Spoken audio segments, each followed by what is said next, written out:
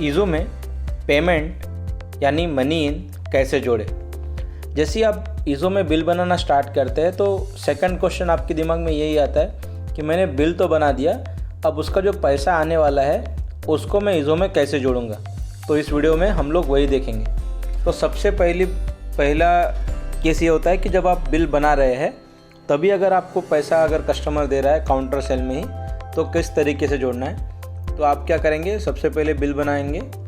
एक बिल बना रहा हूँ मैं, कस्टमर चूज़ कर रहा हूँ नरेंद्र मोदी और उनको सेल कर रहा हूँ Vivo V15 16GB। अब यहाँ पे आपको दिख रहा है, यहाँ पे देखिए जो ग्रीन में दिखा रहा है 18,500 रुपये इसका बिल का अमाउंट हो रहा है। तो उसके जस्ट बगल में ही रिसीव्ड कितना है वो भी मैं वहाँ पे रख सकता हूँ।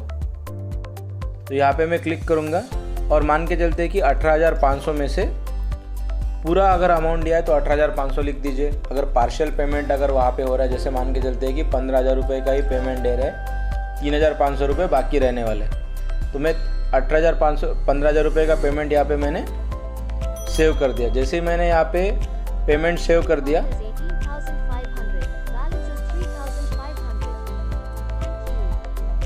थैंक यू, आपको भी एक थैंक यू का मैसेज आएगा यहाँ पे। अब यहाँ पे मैं थोड़ा सा आपको जूम करके दिखा देता हूँ। ये देखिए इस वाले पार्ट पे थोड़ा सा फोकस कीजिए आप। यहाँ पे आपको दिख रहा है टोटल अमाउंट 18,500 रुपये और रिसीव्ड अमाउंट आ रहा है 15,000 रुपये। तो 15,000 रुपये तो हमने पैसा ले लिया और बाकी जस्ट यहाँ पे उसके ही नीचे बाकी जो है यहाँ पे आपको 3,500 रुपीज़ दिख रहा है। अब 3,500 रुपीज़ कस्टमर जब बाद में आता है तो उसको कैसे रिकॉर्ड करना है वो भी मैं आपको बता देता हूँ। आपको क्या करना है, आपको डैशबोर्ड में जाना है। डैशबोर्ड में जाने के बाद यहाँ पे सेल लिस्ट में जाना है। यहाँ पे सेल लिस्ट जो दिखा गया है, सेल लिस्ट में जाना है। सेल लिस्ट में जैसे ही जाएंगे यहाँ पे देखिए, यहाँ पे आपको दिखा रहा है 18,500 रुपये का बिल है और बाकी है 3,500 रुपये और जस्ट उसके नीचे बटन दिया गया है ऐड मनी इन का।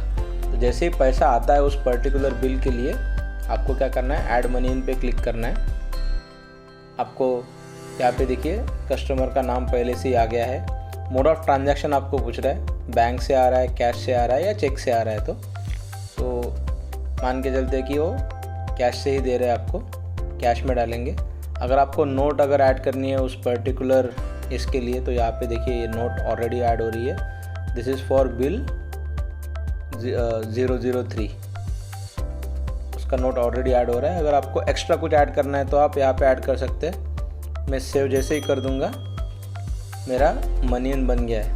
तो यहाँ पे देखिए यहाँ पे 2 मनी इन बने। एक हमारा जो 15,000 रुपये का जब हमने बिल बनाते समय बनाया था, दूसरा जब कस्टमर बाद में कस्टमर ने अगर पे किया है 3,500 रुपीज़ तब का। तो ये हो गए हमारे 2 मेथड। और दूसरा तरीका ये होता है कि हम लोग मनी इन के लिस्ट में जाके भी बना सकते हैं। तो हम लोग ऑलरेडी मनी इन लिस्ट में ही है और मनी इन लिस्ट में यहाँ पे ऐड मनी इन का बटन है। ऐड मनी इन बटन पे मैं क्लिक करूँगा। कोई भी कस्टमर हो, जैसे राहुल गांधी जी ने अगर पेमेंट किया है, राहुल गांधी, या आपको यहाँ पे दिख जाएगा। यहाँ पे आपको जो दिखा रहा है यहाँ पे आपको पता चलता है कि उनका अभी का बैलेंस कितना है। जैसे 10,000 रुपये राहुल गांधी जी का बैलेंस है और वो अगर आए हैं पेमेंट करने के लिए तो हम लोग उनका पेमेंट लेंगे। वो कर रहे हैं बैंक में अगर पेमेंट, तो हम लोग जो बैंक का ट्रांजैक्शन नंबर है, जैसे ABC या फिर ये रहता है, यूजुअली क्या रहता है NEFT वगैरह का होता है या फिर UPI का होता है। तो NEFT 00745 जो भी आपका नंबर रहेगा वो डाल सकते हैं। अमाउंट डालनी है आपको 10,000 रुपीज़ और इसको सेव करना है। अब हमने 3 अलग अलग टाइप का मनी इन देखा। जब हम लोग बिल बना रहे हैं तब एक हमने मनी इन किया, पेमेंट लिया, उसमें भी हमने पार्शियल पेमेंट लिया था। फिर जो फुल एंड फाइनल पेमेंट हो रहा है उस पर्टिकुलर बिल के लिए वो हमने किया। और फिर एक विदाउट बिल का भी अगर पेमेंट अगर हमें मनी इन करना है तो उस हिसाब से हमने तीनों टाइप के मनी इन देख लिए। तो आप मनी इन के 3 कैटेगरी में कर सकते हैं। एक होता है आपका बैंक का ट्रांजैक्शन, आपका अगर UPI का ट्रांजैक्शन हो, NEFT या फिर कैसा भी ट्रांजैक्शन, तो बैंक में जाने वाला तो आप उसको बैंक में डालेंगे। फिर आता है आपका कैश और फिर है चेक। तो आप जो भी आपका ट्रांजैक्शन रहेगा उस हिसाब से आप कर सकते हैं। अगर आपको मनी को अगर कभी एडिट करना हो तो आपको क्या करना है, जस्ट इस पर क्लिक करना है।